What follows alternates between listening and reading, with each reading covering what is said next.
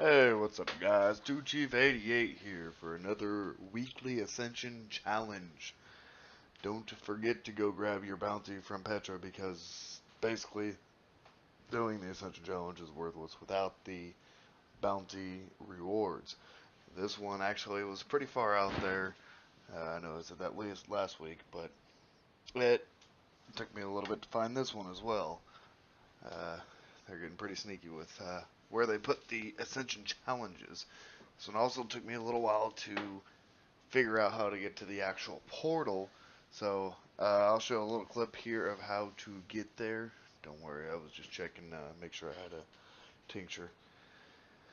Also, do not forget to activate your tincture, otherwise it is actually really difficult to find this portal. Um, Basically, it's in the tower when you're looking at Petra in the background. Go through the tower all the way through and to the very end. You'll find these platforms that'll spawn in. This actually took me quite a while to figure out, a lot longer than it should have. Now, basically, the main key to this challenge is there's going to be 3 knights. The only way you can damage them is with the sword in the middle. The only way to get the sword is to clear out the original ads in the room. This one did take me a few tries, mainly because I thought I could overpower the knight with the slam. Sometimes you can stun them and keep stunning them each heavy hit. That was not working for me. So at a lower light, you won't be able to stun the knights. What will happen when you grab the sword, one knight will kind of break off and a lot of Taken will continuously spawn. I just kind of ran around the edges, built up that super, hit the knight a couple times. When I'd have, full health, I'd turn around, hit the knight a couple more times with a heavy hit, and just keep repeating this process. Like I said, this actually took me a little bit. Um, Once you get the first knight down, the other two will spawn or break away at the same time.